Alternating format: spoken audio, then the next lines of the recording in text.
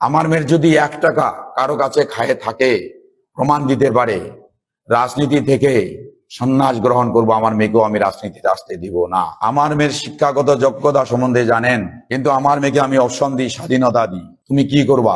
বলছে আমি মানুষের কাজ করব। বলছি তাহলে মানুষের কাজের একটাই রাস্তা, যেটা হচ্ছে রাজনীতি। আমার মেয়ে নিজের জীবনের কথা ভাবে নাই, চাকরির কথা ভাবে নাই। আমার মেয়ে শিক্ষায় শুধুমাত্র পাস নয়, তার যোগ্যতা যদি প্রমাণ করেন, তার কথাবার্তায়, তার সার্টিফিকেটে দেখতে পাবেন কিরকম যোগ্যতা আছে।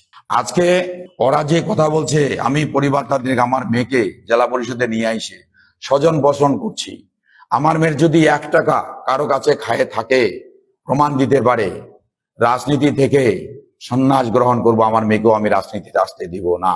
গরু চোর, গরুগুলা কোথা থেকে আসে?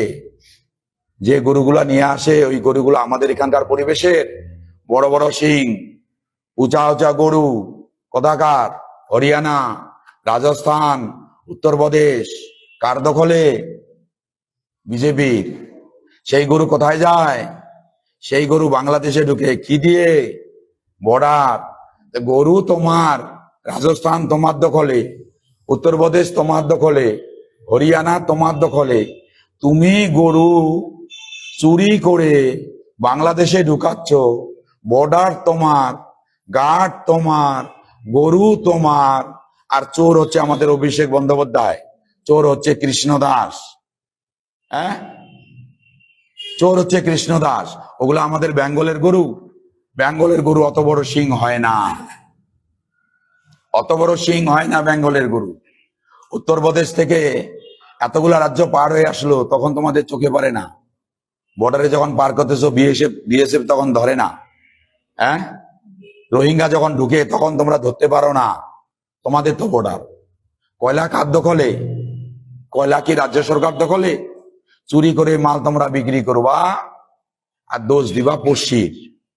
হ্যাঁ, বাপের মাল চুরি করে বেটায় বিক্রি করে আর দোষ চাপায় দেয় পড়শির ঘাড়ে। কি মজা, কি মজা! হ্যাঁ, আরো দেখবেন অনন্তদেব অধিকারীটাকে। এরা এরা যদি দালালি না করে আমাদের জালি মালগুলাকে টিকিট দেয়, হারাধন সরকার, কি নাম ওর যেন, ভালো নামটা কি? দীনেশ সরকার, তৃণমূলে ছিল, এখন ওখানে গেল, ফিল্টার হয়ে গেল। হ্যাঁ, শুভেন্দু অধিকারীর নামে টাকা দেখা গেছে, টাকা নিচ্ছে। শুভেন্দু অধিকারী আজকে চিল্লাচ্ছে, চোরটা এখন ওখানে ফিল্টার হয়ে গেল, ওয়াশিং মেশিনে ঢুকে সাফ হয়ে গেল। ওই তাকে তো বলতেছে না যে চোরকে দেখতে হয়, চোরে এখন ওদের রাজা। বাদ বাকি কি? এরা মাতাল চোর না? শুভেন্দু অধিকারী তো নিজে চোর, তার তো দেখছি আমরা যে কিভাবে টাকা নিচ্ছে। শুভেন্দু অধিকারীকে কেন অ্যারেস্ট করা হচ্ছে না? দাদা যে বলছে ঠিক বলছে, 100% ঠিক বলছে। আরো দেখবেন যে এই অনন্তদেব অধিকারী অরিজিনালি মানুষটাকে, জলপাইগুড়ি থেকেও দেখছেন, বলছে একজন শিক্ষিত মানুষ, উকিল মানুষ, তার নামে কুরুচিকর বক্তব্য, রাজবংশী মানুষ। রাজবংশীদেরকে যে আজকে মিথ্যা কথা বলতেছেন, জীবন সিংকে যে আজকে আটকায় রাখছেন, রাজবংশীকে বলছেন যে নারায়ণী সেনা দিবেন, অষ্টম তপশিলি দিবেন। আপনারা এতদিনে দিছেন। ধোকাবাজ মমতা বন্দ্যোপাধ্যায় ভাষা দিছেন, পঞ্চানন বর্মার ছুটি দিছেন, পঞ্চানন বর্মার বিশ্ববিদ্যালয় দিছেন, আমাদের রাজবংশী একাডেমি দিছেন, কামতাবুরি একাডেমি দিছেন। আমি রাজবংশী ভাই বোনদের বলবো, বিজেপি হচ্ছে ধোকা দেওয়া পার্টি। আজকে আমাকে বলছে কে এলো, প্রমাণ করুক একটা কেস। আর কে এলো তো তোমাদের বন্ধু জীবন সিং। তোমরা তাকে খাওয়া দিচ্ছ, তাকে নিরাপত্তা দিচ্ছ, তাকে দেখভাল করতেছো, তোমাদের ঘরে রাখছো। হ্যাঁ, চোরের মার ডাঙর গলা। কে এলো? চিফ জীবন সিং তোমাদের ঘরে আছে, প্রধানমন্ত্রীর সঙ্গে বৈঠক করাচ্ছ, বসে মিটিং করাচ্ছ। তো যে কে এলো তার সঙ্গে তোমাদের প্রীতি। আর রাজবংশীর একজন নেতৃত্ব, আমাকে একটা কেস প্রমাণ করাক, আমার সাজা ঘোষণা যে প্রমাণ করাক।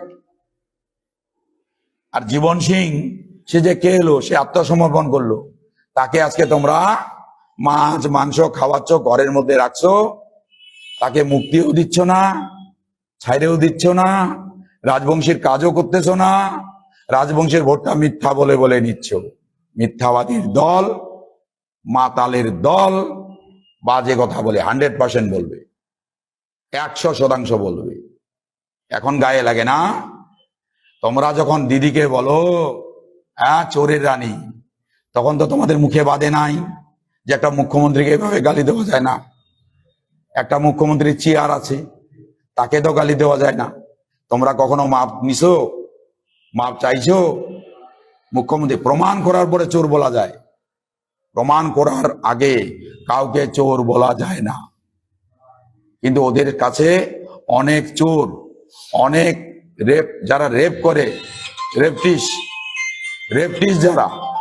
যারা রেপ করে, এরকম যদি বলেন ধর্মগুরু কত, যারা আজকে মহিলাদেরকে ধর্ষণ করে জেলে ঢুকে, তাদেরকে এখন তাদের কাছে আশীর্বাদ নিচ্ছে, তাদেরকে জেল থেকে মুক্ত করে দিচ্ছে।